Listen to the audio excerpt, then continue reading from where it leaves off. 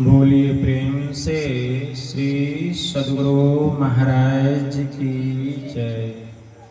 श्री सद्गुरु महाराज की जय। श्री सद्गुरु महाराज की जय। एक बार हम लोग आस्था और विश्वास के साथ बुलंद स्वर में गुरु महाराज का श्री जय घोष करें। श्री सद्गुरु महाराज की जय। नमामि अमित ज्ञान रूपं कृपालं अगम बोध दाता सुबुद्धि निधि विशालम् क्षमाशील यति धीर गंभीर ज्ञानम् धर्म कील दृढ़ धीर समधीर ध्यानम् जगत त्राणकारी अघारी भगत प्राण रूपं दया गुण अपारं नमो सतगुरु में ज्ञान दाता सुस्वामी नमामि नमामि नमामि नमामि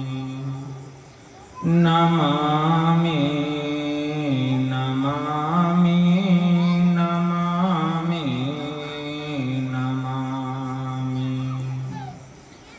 महाराज सद्गुरु है राजन को राजा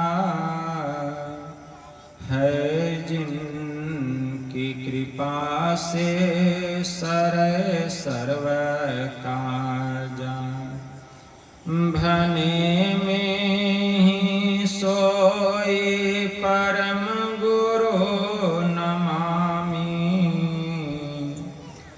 नमामि नमामि नमामि नमामि नमामि नमामि नमामि नमामि। श्री सद्गुरु महाराज की जय। अव्यक्त रूप में परमाराध्य संत सद्गुरु महाराज के पावन कमल चरणों में बारंबार नमन। आदरणीय सत्संग प्रेमी गुरुजनों, भक्तिमती माताओं एवं धर्मशीला बहनों, आप लोगों को सर्वविदित हो चुका है कि यह संतमत सत्संग का आयोजन आगामी 7 दिनों से भागवत संपन्न होने के बाद, पूर्णाहुति होने के बाद आज रात्रिकालीन का सत्संग हमारे आदरणीय अभय यादव जी एवं संपूर्ण ग्रामवासियों ने मिलजुल कर बड़े ही हर्षोल्लास के साथ यह संत मत सत्संग का आयोजन किए हैं। इस संत मत सत्संग के द्वारा ज्ञान योग युक्त एकमात्र ईश्वर भक्ति का संदेश दिया जाता है, उपदेश दिया जाता है। प्रत्येक प्राणी मात्र को बोध कराया जाता है कि ज्ञान क्या है, योग क्या है, भक्ति क्या है, जीव क्या है, माया क्या है, ब्रह्म क्या है।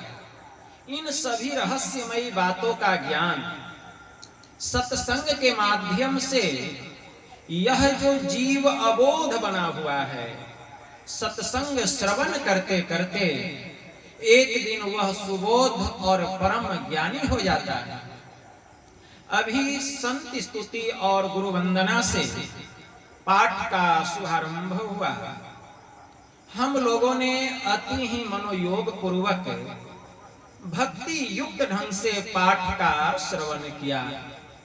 तत्पश्चात परमाराध्य के अमृतमय पदों को हम लोगों ने पदावली से भी श्रवण किया।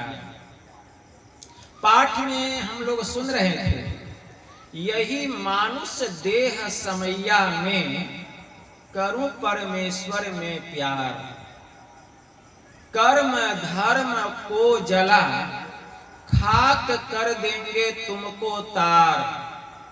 कहाँ जाओ जहाँ प्रकट मिले वे तब जानो है स्नेह।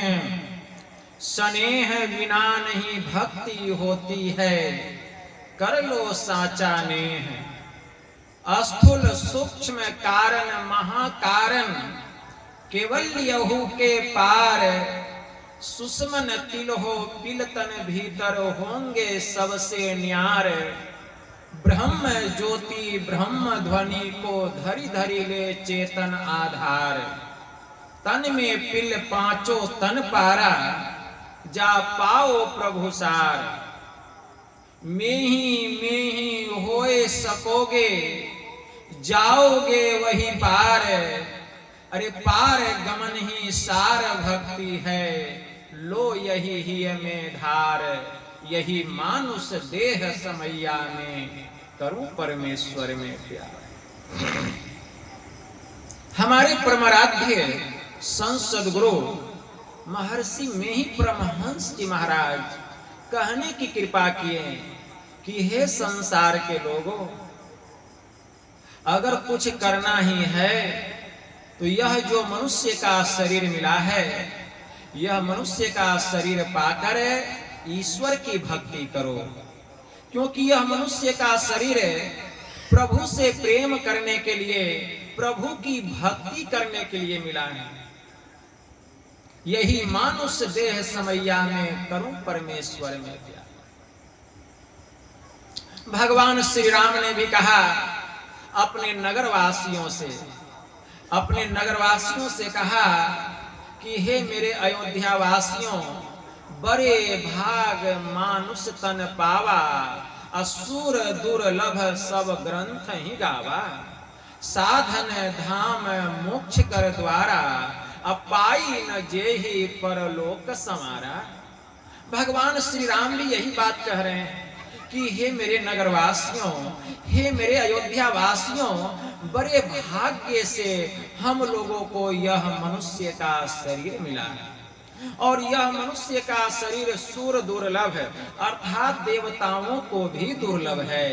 देवी देवता लोग ललायित रहते हैं कि हमको भी मनुष्य का शरीर मिलता तो हम भी उस परमात्मा की भक्ति करते और उस मोक्ष के द्वार में प्रवेश करके सदा के लिए मुक्त हो जाते। लेकिन देवताओं को मनुष्य का शरीर पाना बहुत दुर्लभ है। एक बड़े उच्च कोटि के फकीर हो गए संत तुलसी साहब। उनकी वाणी में आया, नर तन दुर्लभ देव को सब कोई कहे पुकार। सब कोई कहे पुकार देव दे ही नहीं पावे। ऐसे मूर्ख जन स्वर्ग की आस लगावे। पुण्य छिन सोई देव स्वर्ग से नरक में आवे। भर में चारों खान पुण्यता ही रिझावे। तुलसी सतमत तत गहे, अरे स्वर्ग पर करे खखार। अरे नर्तन दुर्लभ देव को सब कोई कहे पुकार। संत महात्मा पुकार पुकार कर कहते हैं कि हे मनुष्यों, मनुष्य का शरीर देवताओं को दुर्लभ है, लेकिन हम लोगों को यह सुलभ हो गया है। क्या करना चाहिए? तो भगवान ने कहा, बड़े भाग मानुष तन पावा। और यह मनुष्य का शरीर पाकर क्या करना चाहिए? तो हमारे परमाराध्य ने कहा, यही मानुष देह समैया में करूं परमेश्वर में प्यार। यह मनुष्य का शरीर मिला है एकमात्र ईश्वर की भक्ति करने के लिए। 84 लाख प्रकार की योनियां बतलाई गई और 84 लाख प्रकार की योनियों में 83,99,999 भोग योनियां बतलाई गई। केवल एक मनुष्य का शरीर ही कर्म योनि बतलाया है। भगवान महायोगेश्वर श्री कृष्ण ने कहा, आहार निद्रा भय मैथुनश्च सामान्य में तत् पशु नरानाम ज्ञानम नरानाम अधिकम विशेषो ज्ञानेन ही न पशुभिः समाना। कि आहार अर्थात भोजन करना, निद्रा सोना, भय डरना, मैथुन संतान को पैदा करना, और यह 4 काम तो पशु भी करता है। अगर हम मनुष्य का शरीर पाकर हम भी यही 4 कामों में लगे हुए हैं तो क्या हम पशु से कम हैं? सूत्राम स्पष्ट प्रतीत होता है कि ज्ञान रहित जो मानव है वह पशु के समान है। लेकिन भगवान ने कहा, ज्ञानम नरानाम अधिकम विशेषो, अगर मनुष्य को ज्ञान हो जाए तो मनुष्य पशु से श्रेष्ठ है, और नहीं तो ज्ञानेन ही न पशुभिः समानः, ज्ञान से जो हीन मानव है वह पशु के समान है। तो हम लोग कहेंगे, बाबा क्या हम लोगों को ज्ञान नहीं है? कौन सा ज्ञान? खाने का, पीने का, कमाने का, सोने का, संतान को पैदा करने का, और ये तो पशु वाला ज्ञान है। ज्ञान इसको नहीं कहा गया। अध्यात्म ज्ञान होना चाहिए। अध्यात्म ज्ञान, अध्यात्म ज्ञान की उत्पत्ति अधि उपसर्ग के मिलने से होता है, जिसका अर्थ होता है संबंध, अर्थात जिस ज्ञान से इस आत्मा का परमात्मा से संबंध हो जाए उसी को अध्यात्म ज्ञान कहा गया। उसी को अध्यात्म ज्ञान कहा गया। भगवान शिव जी ने शिव गीता में कहा, इदम तीर्थम भ्रमति तामसः जनः आत्म तीर्थ न जानांसि कुतो मोक्षः श्रीनु प्रियः। कि हे देवी, जो तामसी प्रवृत्ति के लोग होते हैं वे इधर उधर जिधर तिधर यहाँ वहाँ जहाँ तहाँ जाते हैं और कहते हैं यह तीर्थ है तो वह धाम है, लेकिन आत्म तीर्थ को जाने बिना जीव का परम कल्याण नहीं होता, क्योंकि आत्मा से बड़ा कोई देवता नहीं। इसलिए शास्त्र में आया, मैत्रेयोपनिषद में मैत्रेय ऋषि का महावाक्य है, उत्तमा आत्मचिंते मध्यमम शास्त्र चिंतनम अधम मंत्र चिंता चौतीर्थ्य भ्रांति धमाधमा। तत्व का चिंतन करना मतलब अपनी आत्मा को जानने के लिए चिंतन करना, यह उत्तम ध्यान है। शास्त्र का चिंतन करना मध्यम है, मंत्र का चिंतन करना अधम है, और तीर्थ का भ्रमण करना इसको अधमाधम कहा गया। इसीलिए अपनी आत्मा को जानिए। जो अपने को जानता है वही प्रभु को पहचानता है। एक फकीर ने कहा, इस जमाने में उसने बहुत बड़ी बात कर ली जिसने कि अपने से मुलाकात कर ली। जिस दिन अपना ज्ञान हो जाएगा उसी दिन परमात्मा की पहचान हो जाएगी। यह कैसे होगा? साधन भजन करने से, योगी क्रिया के द्वारा होगा। एक फकीर ने कहा, इबादत है किसी नासाद को फिर साद कर देना, इबादत है किसी बर्बाद को फिर आबाद कर देना।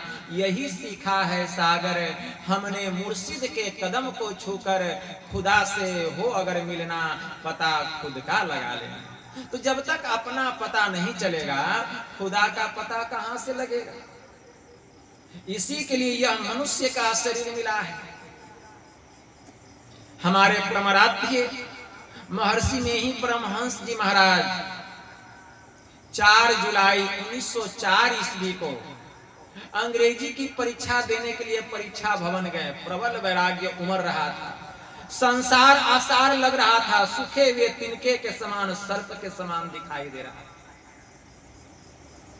जब गुरु महाराज परीक्षा देने लगे तो प्रश्न पत्र आया। प्रश्न पत्र का जो पहला क्वेश्चन था सो इस प्रकार था, quote from memory the poem builders and explain it in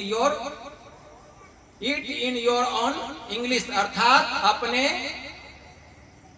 स्मरण शक्ति से बिल्डर्स नामक पद की व्याख्या अंग्रेजी में करें। गुरु महाराज के मन मस्तिष्क में हुआ कि बिल्डर्स का अर्थ होता है निर्माण करता, और परमात्मा से बड़े निर्माण करता दूसरे कौन हो सकते हैं। इसीलिए उन्होंने 4 पंक्ति लिखी।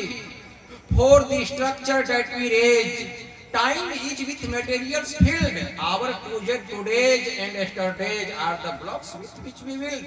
अर्थात हमारा जीवन मंदिर सुकर्म और कुकर्म रूपी ईंटों से नित्य प्रतिदिन मिलकर बनता है और बिगड़ता है। जो जैसा कर्म करता है उसका जीवन ठीक वैसा ही बन जाता है। इसीलिए समय की सदुपयोगिता ईश्वर की भक्ति और सत्संग में है। इसीलिए ईश्वर की भक्ति रूपी श्रेष्ठ ईंटों से हमें अपने जीवन मंदिर रूपी छत की दीवार का निर्माण करना चाहिए। और अंत में हमारे परमाराध्य ने मानस की यह चौपाई लिखी। देह धरि कर यही फल भाई, अब भजिए राम सब काम बिहाई। हम लोगों को यह मनुष्य का शरीर मिला है, सभी प्रकार की कामनाओं से अपने मन को हटाकर हमें एक ईश्वर की भक्ति करनी चाहिए। एक परमात्मा की भक्ति करने के लिए यह मनुष्य का शरीर मिला है, एक परमेश्वर की भक्ति करनी चाहिए। इसीलिए भगवान श्री राम कह रहे हैं, क्या कह रहे हैं? साधन धाम मोक्ष कर द्वारा, अपाई न जेहि परलोक समारा। कि हे नगरवासियों, यह मनुष्य का शरीर साधना का घर है, और इस शरीर रूपी घर के भीतर में परमात्मा के पास जाने का द्वार है, जिसको मोक्ष का मार्ग बतलाया गया। परमात्मा के पास जाने का द्वार है। जो यह मनुष्य का शरीर पाकर गुरु से जुक्ति जान करके उस द्वार में प्रवेश करने का अभ्यास नहीं करता है, सो परत्र दुख पावई, असिर धुनि धुनि पछताई, काल ही कर्म ही ईश्वर ही मिथ्या दोष लगाई। वह इस लोक में और शरीर छोड़ने के बाद जहां पर लोक में जाता है, दोनों जगह सिर धुन धुन करके पछताता है, और व्यर्थ ही वह कभी काल को, कभी कर्म को, कभी ईश्वर को वह मिथ्या ही दोष लगाता है। इसलिए इसमें दोष किसी का नहीं, दोष हमारा है। लक्ष्मण जी ने गुह निषाद से कहा था, बोले लखन मधुर मृदुवाणी। लक्ष्मण जी कह रहे हैं, ज्ञान विराग भगति रससानी। गुह निषाद से कह रहे हैं कि हे मेरे भाई सुनो, काहुन को सुख दुख कर दाता, निज कृत कर्म भोग सुनो भ्राता। हे मेरे भाई, इस संसार में कोई किसी को सुख और दुख देने वाला नहीं है। अपने ही किए हुए कर्मों का फल प्रत्येक प्राणी को भोगना पड़ता है। अपने ही किए हुए कर्मों का फल भोगना पड़ता है। इसीलिए कर्म के प्रति हमें सावधान रहना चाहिए, क्योंकि कर्म की गति बड़ी गहन है। कर्म ना गहना गति। हमारे परमाराध्य महर्षि में ही परमहंस जी महाराज कह रहे हैं कि यह मनुष्य का शरीर मिला है कौन सा कर्म करने के लिए। कर्म किसको कहा गया? अगर कर्म कोई है तो एक ही, एक ईश्वर की भक्ति। देह धरि कर यही फल भाई, अब भजिए राम सब काम बिहाई। सभी प्रकार की कामनाओं से अपने मन को हटाकर हमें एक ईश्वर की भक्ति करना चाहिए। इसी के लिए यह मनुष्य का शरीर मिला है, इसी काम को करने के लिए। इसीलिए हमारे परमाराध्य कहते हैं, अगर आपको प्रभु से प्रेम है, परमात्मा से स्नेह है, तो केवल कहने से प्रेम नहीं होता है। अगर कोई प्रेमी अपने प्रियतम से प्रेम करता है, तो प्रेमी के मन में इच्छा होती है कि हम अपने प्रियतम से जाकर के मिलें, प्रियतम से मिले। जब तक वह प्रियतम से नहीं मिलता, उसको शांति नहीं मिलती, उसको सुख नहीं मिलता, उसको संतोष नहीं मिलता, उसको सुकून नहीं मिलता। यह प्रेम है। यह क्या है कि हमको प्रभु से बहुत प्रेम है, कहने से नहीं होगा। इसके लिए प्रियतम के पास जाना पड़ेगा। और वह प्रियतम कौन है? वह एक परमात्मा। संत कबीर साहब ने बड़ा अच्छा कहा, मोर तोर मनवा कैसे एक होई रे, मोर तोर मनवा कैसे एक होई रे। अब तू कहता कागज की लेखी, अब मैं कहता आंखों की देखी। तू कहता कागज की लेखी, अब मैं कहता आंखों की देखी। कहा सुनी की बात नहीं है, देखा देखी की है बात। अरे दुल्हा दुल्हीन मिल गए, अब फीकी परी बारात। दुल्हा कौन है? परमात्मा। दुल्हीन कौन है? जीवात्मा। जब यह जीवात्मा परमात्मा रूपी दुल्हा से जाकर के मिलेगी, तब हम समझेंगे तुमको परमात्मा से स्नेह है, प्रेम है। इसलिए हमारे परमाराध्य ने कहा, तह जाओ जहां प्रगट मिले, वे तब जानो है स्नेह। अब हम समझेंगे तुमको परमात्मा से स्नेह है। अस्नेह बिना नहीं भक्ति होती है, कर लो साचा ने। बिना स्नेह का भक्ति नहीं होता है। संत कबीर साहब ने कहा, प्रेम बिना जो भक्ति है, सो तो निज डिंभ विचार, उदर भरन के कारणे जन्म गवायो साहब। इसीलिए अगर उस प्रभु के पास जाना चाहते हो, तो उस मोक्ष के द्वार में, मुक्ति के द्वार में साधन करके योगी क्रिया के द्वारा प्रवेश करना पड़ेगा। और यह काम इस मनुष्य शरीर से होगा, और किसी शरीर से होने वाला नहीं है। चाहे वह देवी देवताओं का शरीर क्यों न हो, चाहे पशु पक्षी का शरीर क्यों न हो, जब भी होगा केवल मनुष्य शरीर से, केवल मनुष्य शरीर से। इसीलिए हमारे परमाराध्य कह रहे हैं, अस्थूल सूक्ष्म कारण महाकारण केवल्यहु के पार। चारों जड़ मंडल और एक चेतन मंडल साधन विशेष विधि के द्वारा संत सदगुरु से जुक्ति जान करके योगी क्रिया के द्वारा ये पांचों शरीरों को पार करना पड़ेगा, तब उस प्रियतम से मिलन होगा। इसके लिए गुरु महाराज की वाणी में आया, स्थूल सूक्ष्म कारण महाकारण केवल्यहु के पार। और रास्ता कहाँ है? तो कहते हैं सुषमन तिलो, सुषुमना होकर के यह रास्ता है। परमात्मा के पास जाने का कई मार्ग नहीं है, एक ही मार्ग है। और वह रास्ता बाहरी दुनिया का नहीं, वह रास्ता हम सबके भीतर का है। और उसका भेद, उसकी जुक्ति संत सदगुरु बतलाते हैं। इसलिए गुरुदेव कहे सुषमन तिलो, पिलतन भीतर, इस शरीर के भीतर में सुषुम्ना होकर के वह मार्ग है। संत तुलसी साहब की वाणी में आया, दिल का हुजरा साफ रख, जाना को आने के लिए। अरे ध्यान गैरों का उठा, उनको बिठाने के लिए। एक दिल लाखों तमन्ना, उस पे ज्यादा हवीस, फिर ठिकाना है कहाँ उसको टिकाने के लिए। नकली मंदिर मस्जिदों में जाए, सद अफसोस है कुदरती मस्जिद का साकिन दुख उठाने के लिए। क्यों भटकता फिर रहा तू ऐ तलाशे यार में, अरे रास्ता तो सहरग में है दिल भर पे जाने के लिए। इसके लिए मुर्शिदे कामिल से मिल, सिद्क और सबूरी से तकी, जो तुझे देगा फहम सहरग को पाने के लिए। तो संत सदगुरु रूपी बादशाह के शरण में जाना पड़ेगा। कुछ दिनों तक उनकी खिदमत करनी पड़ेगी, नौकरी करनी पड़ेगी, गुलामी करनी पड़ेगी। जब सच्चे संत सदगुरु रूपी बादशाह हम पे प्रसन्न हो जाएंगे, तब यह जुक्ति बतलाएंगे, भक्ति का भेद बतलाएंगे, अर्थात आत्मज्ञान बतलाएंगे, आत्मा का रहस्य बतलाएंगे। भगवान महायुगेश्वर श्री कृष्ण ने अर्जुन से कहा, हे अर्जुन, तद्विधि प्राणिपातेन परिप्रश्नेन सेवया उपदेशयन्ति ते ज्ञानम अज्ञानिनः स्वतत्वदर्शिनः। कि तत्वदर्शी महापुरुषों के शरण में जा, उनको दंडवत प्रणाम कर, कुछ दिनों तक उनकी खिदमत कर, चाकरी कर, गुलामी कर। जब तेरी सेवा से वे प्रसन्न हो जाएंगे, तब ये तुझे आत्मज्ञान का रहस्य बतलाएंगे, भेद बतलाएंगे।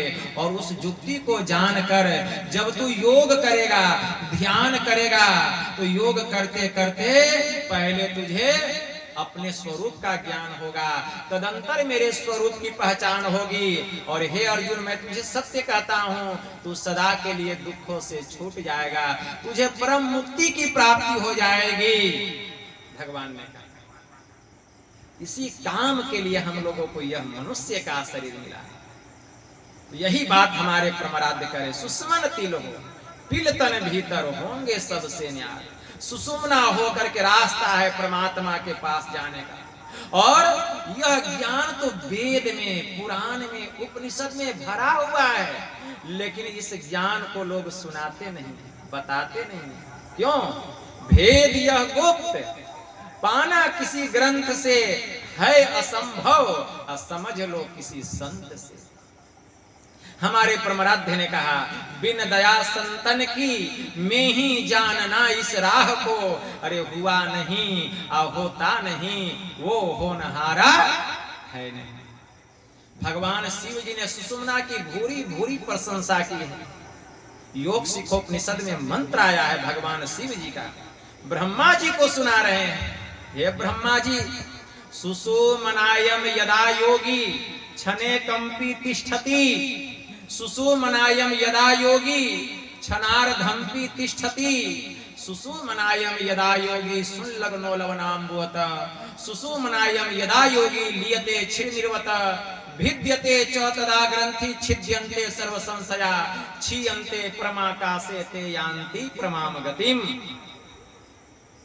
भगवान शिव जी ने ब्रह्मा जी से कहा कि हे ब्रह्मा जी, सुषुम्ना में जब जोगी एक क्षण भी ठहरता है, अगर एक क्षण नहीं ठहर सका तब कहते सुषुम्ना में जब जोगी आधा क्षण भी ठहरता है। सुषुम्ना में जब जोगी नमक और पानी के समान घुल जाता है। सुषुम्ना में जब जोगी लियते क्षीर निर्वत, दूध और पानी के समान मिल जाता है। परिणाम क्या होता है? भिद्यते च तदा ग्रंथि छिद्यन्ते सर्व संशया, क्षीयन्ते परमाकाशे ते यान्ति परमाम गतिम। तब इस स्थूल शरीर से हमारी सूरत, चार अंतःकरण की इंद्रियां, मन, बुद्धि, चित्त और अहंकार के साथ निकलती है, उस सूक्ष्म मार्ग में प्रवेश करती है और ब्रह्म ज्योति और ब्रह्मनाद के धार को पकड़कर यह जीवात्मा सीधे परमात्मा के परम पद को प्राप्त कर लेती है। जीव सदा के लिए दुखों से मुक्त हो जाता है, छुटकारा प्राप्त कर लेता है। इसी के लिए यह सत्संग है, इसी के वास्ते तो सत्संग में यह ज्ञान होता है। हमारे परमाराध्य कह रहे हैं, यही एक रास्ता है प्रभु के पास जाने का, और वह रास्ता बाहरी दुनिया का नहीं, हम सबके भीतर का है। अद्भुत अंतर की डगरिया, जा पर चलकर प्रभु मिलते, दाता सतगुरु धन्य धन्य जो राह लखा देते। चलत पंथ सुख होत महा है, जहां झर झरते, अरे अमृत ध्वनि की नौबत झरत, बर भागी सुनते। सुनत लखत सुख लहत अद्भुति, तब में ही प्रभु मिलते। वह अमृत क्या है? ब्रह्म ज्योति और ब्रह्मनाद, यही अमृत है। संत दरिया साहब जी की वाणी में आया, अमृत है सब बातों की बात, अमृत है संतों के पास, दरिया आगम नाम अनंत, जाको पी पी अमर भय संत। वेद में मंत्र आया,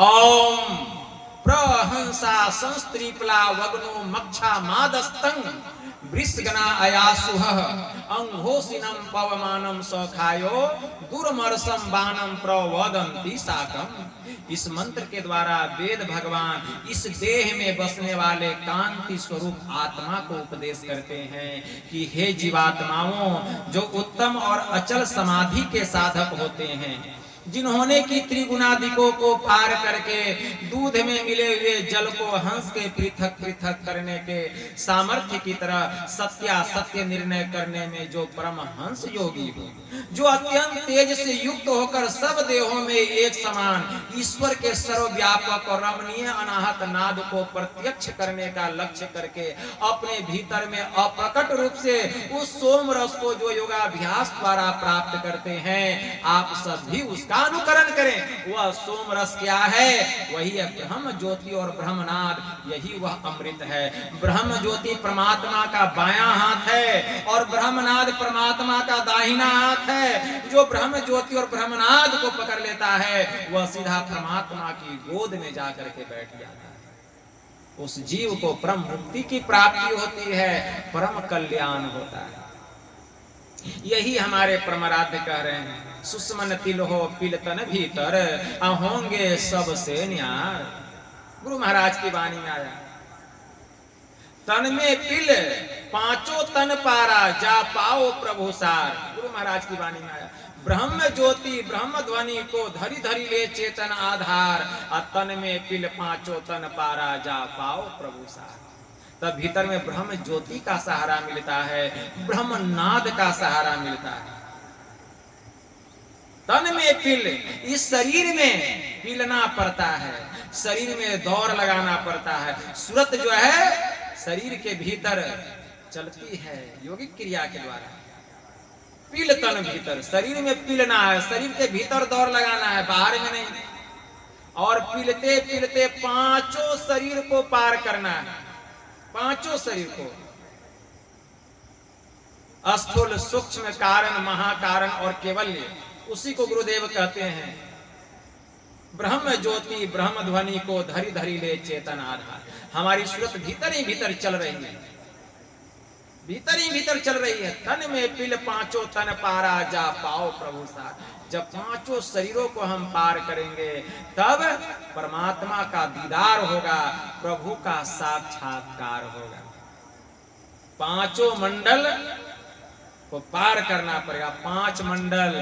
आप पांचों मंडल का पांच केंद्र, बिना केंद्र का कोई मंडल नहीं हो सकता। स्थूल मंडल और सूक्ष्म मंडल की जो संधि है उसको स्थूल मंडल का केंद्र आज्ञा चक्र 10वां द्वार कहा गया।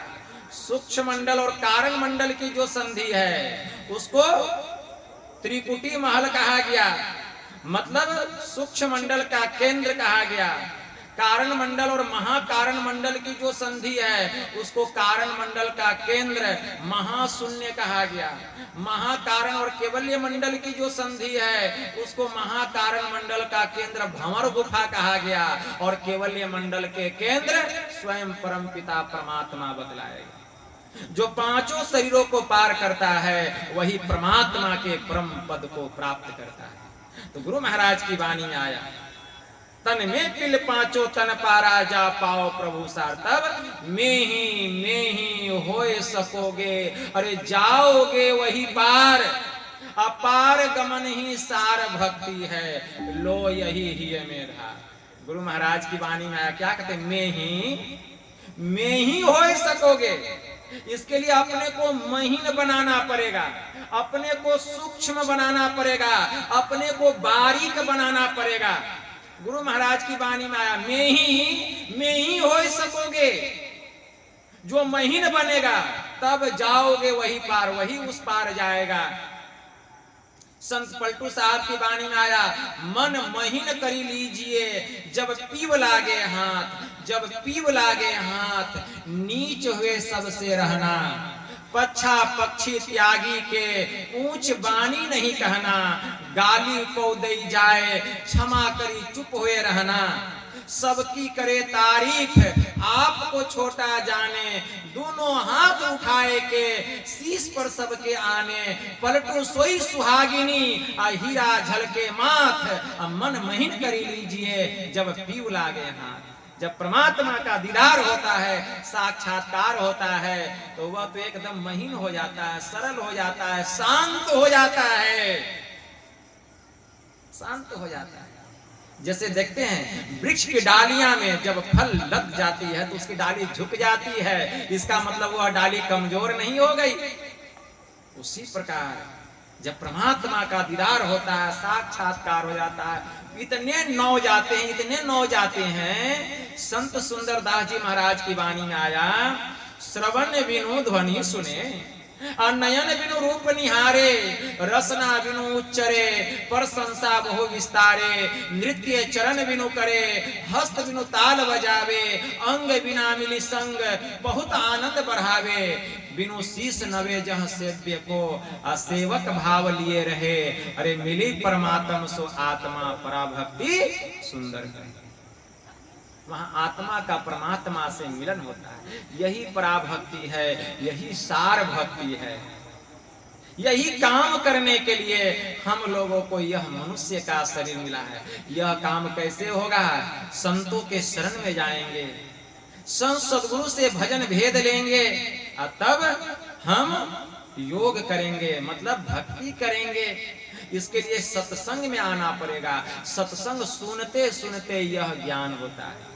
इसीलिए केनोपनिषद में मंत्र आया, यह चेदी दत्त सत्यम अस्ति न चेदी हा वेदिन महति विनिष्टिः भूतेषु भूतेषु विचित्य धीरा प्रत्यास्मात् लोकात् विदिता भवन्ति। अगर इस जन्म में ब्रह्म को जान लिया तब तो बहुत अच्छा है, और अगर उसे नहीं जान पाया तब तो बहुत भारी हानि है। बुद्धिमान लोग सर्वत्र प्राणियों में उसे उपलब्ध करके इस लोक से जाकर सदा के लिए अमर हो जाते हैं। तो इस जन्म में ब्रह्म को जान लेना मतलब बौद्धिक रूप में भी सत्संग में आकर सुन करके भी अगर यह ज्ञान हो जाए तब तो बहुत अच्छा है। कठोपनिषद में यम ने नचिकेता से कहा, इह चेदी इह चेदस कद बोद्धुम प्राक् विसरस ततः सर्गेषु लोकेषु सरित्वाय क्लपते।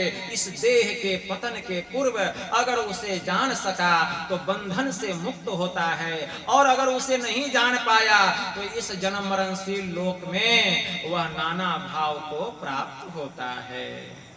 तो यह मनुष्य का शरीर मिला है एक ईश्वर की भक्ति करने के लिए। हमारे परमाराध्य कहते हैं, मैं ही होए सकोगे, जाओगे वही पार, अपार गमन ही सार भक्ति। जब उस पार जाएंगे तब जो वहां भक्ति होगी वह सार भक्ति होगी, आसार भक्ति नहीं होगी। लो यही है में धार, इसी को हृदय में धारण करना है। अभी हम लोग आसार भक्ति कर रहे हैं, और जब तक आसार भक्ति करेंगे संसार में भटकते रहेंगे। हमारे परमाराध्य कहने की कृपा किए, संतन मत भेद प्रचार किया, और गुरु साहब बाबा देवी ने थे अंध बने फिरते बाहिर, अंतर पथ भेद न थे जाहिर, हमें बोधि बुझाए सुझाए दिया। गुरु साहब बाबा देवी ने क्या बंद कराए पलक पट को, और कहे अब बाहर में तुम मत भटको, सीधे सन्मुख सुषमन बिंदु को गहवाया बाबा देवी ने। सुषमन घर में ध्वनि धार बजे, चरी श्वेत सुरत सोधार भजे, अनहद उलझन यही युक्ति तजे, सत ध्वनि की युक्ति दई गुरु ने। गुरु की यह युक्ति बड़ी में ही प्रगट संसार नहीं। हम लोगों को जो ज्ञान मिला है यह ब्रह्म ज्ञान है। यह ज्ञान कब से है? किसी व्यक्ति विशेष का नहीं, यह परमार्थिक ज्ञान है। जब यह दुनिया नहीं था तब यह ज्ञान था, जब यह दुनिया है तब यह ज्ञान है, और जब यह दुनिया नहीं रहेगी तब भी यह ब्रह्म ज्ञान रहेगा। गुरु महाराज की वाणी में आया, सुषमन घर में ध्वनि धार बजे, चरी श्वेत सुरत सोधार भजे, अनहद उलझन यही युक्ति तजे, सत ध्वनि की युक्ति दई गुरु ने। गुरु की यह युक्ति बड़ी में ही प्रगट संसार नहीं। उसमें दुनिया कहाँ था? यही ढोल पिटाए सुनाए दिया गुरु साहब बाबा देवी ने। हमारे गुरु महाराज यही हमको ज्ञान बतलाएं, और यही ज्ञान हम तुम लोगों को बता रहे हैं। यह ईश्वरीय ज्ञान है, यह परमार्थिक ज्ञान है, किसी व्यक्ति विशेष का ज्ञान नहीं है। इसीलिए हमें संतों के शरण में जाना चाहिए, संत सद्गुरु से यह विद्या प्राप्त करना चाहिए, और संत सद्गुरु से यह विद्या जान करके, यह ज्ञान जान करके नित्य प्रतिदिन त्रैकाल संध्या करना चाहिए, सत्संग करना चाहिए। परम संत बाबा देवी साहब की वाणी में आया कि साधु और संत वे कहलाते हैं जो कि इस दुनिया में रवि की चाल को अख्तियार करते हैं। साधु और संत वे कहलाते हैं जो कि इस संसार में रवि की चाल को अख्तियार करते हैं और ख्याल से ध्यान करने का उपदेश करते हैं, जिसे चाहे बैठ कर करो या लेट कर करो। उन्हें न तो किसी भी प्रकार की मत और मतांतर की बूझी होती है। वैदिक धर्मी, मुसलमान, ईसाई कुछ भी बने रहो, लेकिन अपने भीतर में ध्यानाभ्यास किए बिना एक दिन भी मत रहो। तो नित्य प्रतिदिन हम लोगों को साधना करनी चाहिए, अभ्यास करना चाहिए, सत्संग करना चाहिए। इससे क्या होगा? संस्कार प्रबल होगा, और जब संस्कार पुष्ट होगा, अगर इस जन्म में भक्ति पूर्ण नहीं हुई, छूट गई, अगर शरीर छूट गया तो पूंजी रखा हुआ है, मनुष्य का शरीर फिर से मिलेगा, और जहां से हमारी भक्ति छूटी हुई है वहां से पुनः हम भक्ति फिर से प्रारंभ करेंगे। भगवान महायोगेश्वर श्री कृष्ण ने कहा, प्रयाण काले मनसाचलेन भक्त्या युक्तो योग बलेन च भ्रूर मध्ये प्राणमवस्य सम्यकस्य तम परम पुरुषमुपेति दिव्यम। कि हे अर्जुन, प्रयाण काल के समय, शरीर छोड़ने के समय, अगर कोई साधक या साधिकाएं भक्ति युक्त होकर योगिक क्रिया के द्वारा दोनों भवों के बीच में आज्ञा चक्र में अगर मन को प्रतिष्ठित करके इस देह का परित्याग करते हैं तो वह दिव्य लोक में जाते हैं, दिव्य लोक, और दीर्घ काल तक वहां सुख भोगने के बाद पुनः श्रीमान के घर में या योगी कुल में उनका जन्म होता है, और जहां से उनकी भक्ति छूटी हुई है पुनः वहां से भी अपनी भक्ति प्रारंभ करते हैं। क्यों? भगवान ने कहा, यम यम वापी स्मरण भावम त्यजति अन्ते कलेवरम तम तमेवैति कौन्तेय सदात भाव भावितः। कि हे अर्जुन, जीवन भर जो व्यक्ति जिस काम में अपने चित्त को लगा करके रखता है, अंत काल में उसी का स्मरण होता है, उसी का ख्याल आता है। इसलिए जो तू जीवन भर मुझ में अपने चित्त को इतना लगा दे कि अंत काल में तुझे मेरा ख्याल आए, इसीलिए हमेशा अपने चित्त को प्रभु में लगा करके संसार के काम को करना चाहिए, तो हमारा लोक भी बनेगा और परलोक भी बनेगा। जहां से भक्ति छुटी हुई है पुनः मनुष्य का शरीर मिलेगा और वहां से पुनः हम भक्ति प्रारंभ करेंगे। संत कबीर साहब ने कहा, भक्ति बीज बिन से नहीं, जो जुग जाए अनंत, और ऊंच नीच घर जन्म ले तो भी संत के संत। इसलिए भक्ति के बीज का नाश नहीं होता। भगवान महायोगेश्वर श्री कृष्ण ने श्रीमद् भगवत गीता में अर्जुन से कहा, ठीक यही बात जो बात संत कबीर साहब कहते हैं। भगवान कहते हैं अर्जुन से, हे अर्जुन, नेहा भी कर्मणा सोसति प्रत्यावायो न विद्यते स्वल्पम अप्यस्य धर्मस्य त्रायते महतो भयात्। कि हे अर्जुन, मेरे इस योग के आरंभ का नाश नहीं होता, मेरे इस योग के आरंभ का नाश नहीं होता। नेहा भी कर्मणा सोसति, मेरे इस योग के आरंभ का नाश नहीं होता। प्रत्यावायो न विद्यते, और न ही इसका उल्टा परिणाम होता है।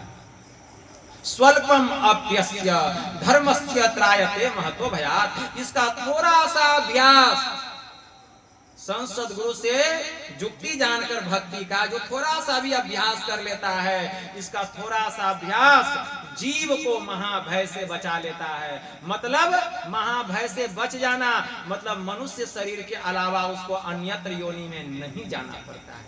लेकिन जो यह काम नहीं करेगा, संसद गुरु से भजन भेद जानकर जो योग नहीं करेगा, ध्यान नहीं करेगा, शरीर छूटेगा, 84 लाख योनि में भटकना पड़ेगा।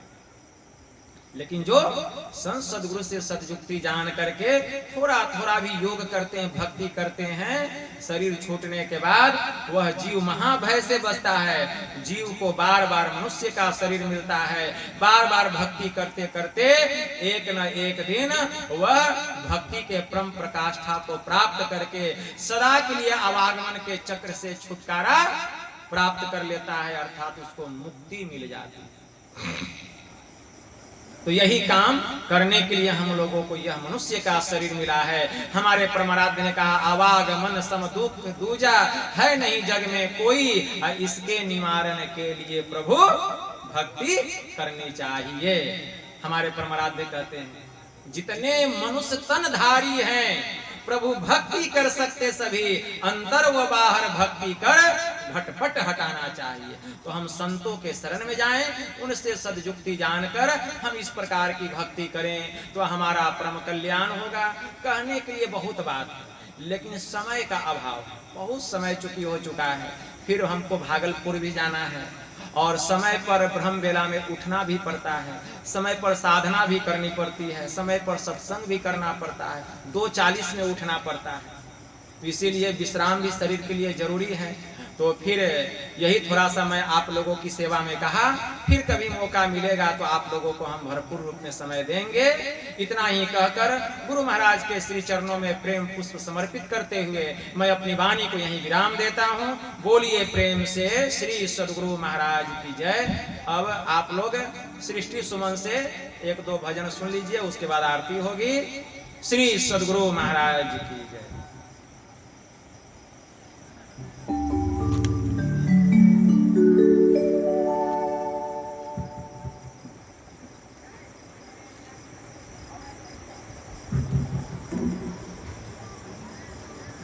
Thank you.